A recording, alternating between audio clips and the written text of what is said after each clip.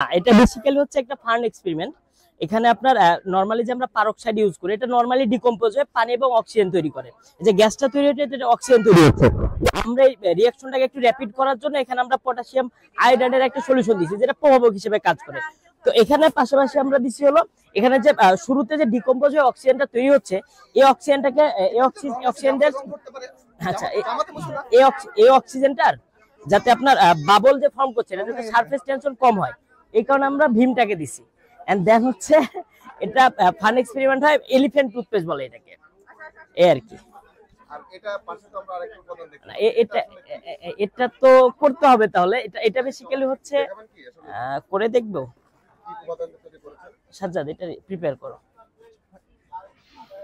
এটা একটা fun experiment বরাবরের মতোই।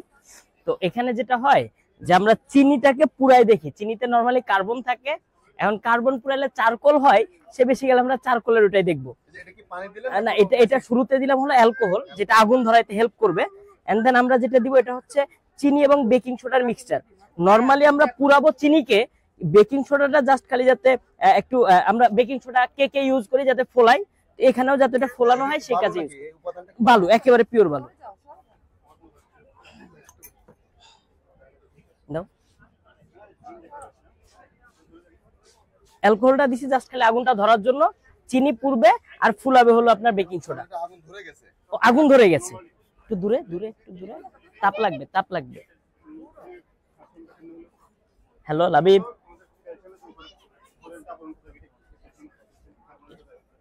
নিয়ে আসো। এখন এটা যে ক্যারামেল টাইপ গন্ধ বের হবে, আর এটা অনেক অনেক সময় লাগবে। দূরে জায়গায় গরম লাগছে আপনাদের। এটা ধীরে ধীরে পুড়বে এবং এটা একটা না, এটার যে ব্ল্যাক আকারে যে কালো আকারে কার্বনটা বের হচ্ছে, এটাই বেসিক্যালি আপনার ওই মানে উপরে ওঠার পর বেঁকে গিয়ে একটা স্নেকি শেপ দেয়, যার ফলে এটা একটা ফ্যারিসন। এটা অনেক টাইম কনজিউমিং রিঅ্যাকশন। এটা ধীরে ধীরে পুড়বে, শেপ তৈরি হবে, তারপর বাঁকবে, এই আর কি। এটা আসলে বাস্তবে কাজটা কি? না, বাস্তবে এটা কোনো কাজ নাই, একটাই কাজ হচ্ছে চিনি নষ্ট করা। কারণ ফান এক্সপেরিমেন্টের কোনো ইয়া থাকে না। যত ভালো শেপ হবে মজা হবে। এটা ভালো শেপ হবে কিনা আল্লাহ জানে। কারণ সাকসেস রেট তো ধরেন যে আমরা তো মানে স্ট্যান্ডার্ড প্রসিডিউর ফলো করি না এখানে। Fun experiment normal procedure follow করি। স্ট্যান্ডার্ড প্রসিডিউর ফলো করলে ভালো একটা শেপ আসবে, ভালো একটা আউটপুট আসবে, ভিজুয়ালাইজেশন ভালো হবে। হ্যাঁ, পুরোটাই দর্শন। আমাদের এটা পুরোটা ইয়া শপ, মানে এক্সিবিশন শপ, কোনো প্রজেক্ট না।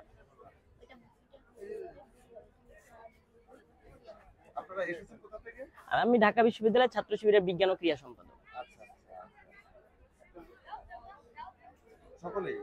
হ্যাঁ, সকলে ঢাকা বিশ্ববিদ্যালয়।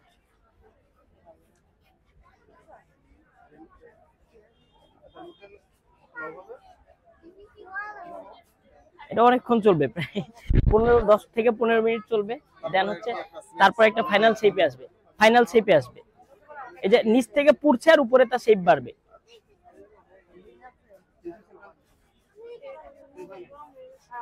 হ্যাঁ, উনি আসবেন আর কি বলো জ্যাম নাকি? আচ্ছা ভাই, আমরা আরেকটু জানি, আমরা আরো অনেক ইনস্ট্রুমেন্ট এখানে দেখতে পাচ্ছি।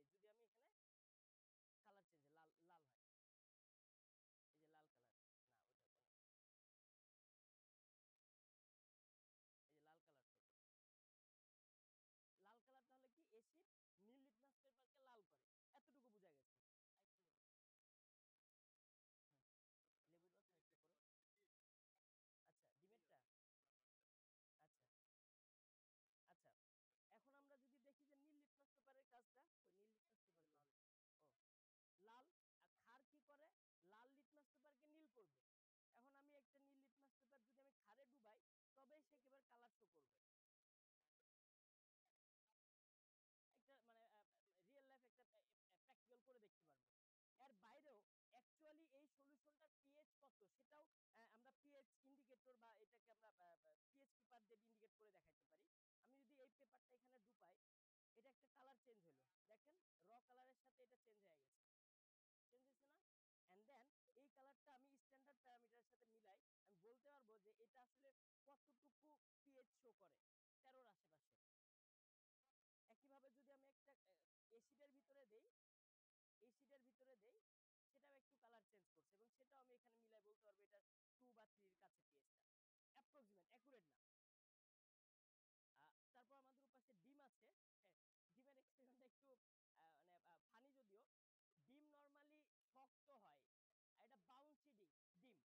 এই বাউন্সি ডিমের পিছনের সায়েন্সটা হচ্ছে যে ডিমের উপরে দুইটা লেয়ার থাকে, আমরা সিদ্ধ করার পর দেখতে পাই যে ডিমের একটা খোসা ছিঁড়ার পর একটা পাতলা আবরণ থাকে, তাই তো?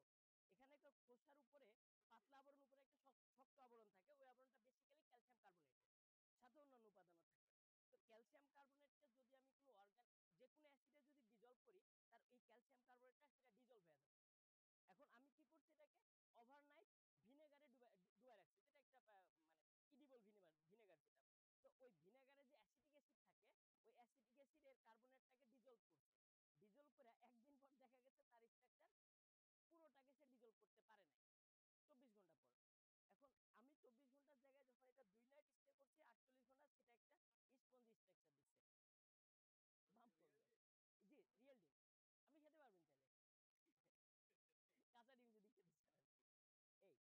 আপনি খেতে পারবেন চাইলে, কাঁচা ডিম যদি খেতে চান আর কি।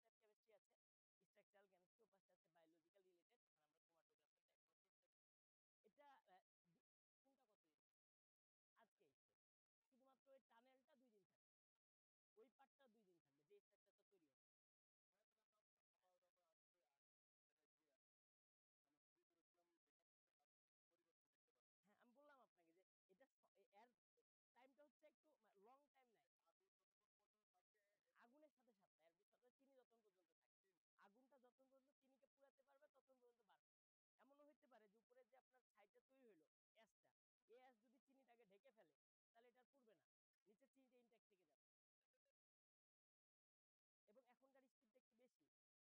এবং এখনকার স্পিডটা একটু বেশি, কারণ এখানে নিচের দিকে আপনার ওই যে না শেষে না, নিচের দিকে হয়তো বেকিং সোডাটা নিচে থেকে বেশি জমা পড়ছে, যার ফলে বাড়ছে বেশি। এই যে কন্টিনিউয়াসলি ঘুরবে, ঘুরতে যায় যে কোনো তাকে একটা ডিরেকশনে যেতে হয়, ও তখন স্পাইরাল শেপে যায়,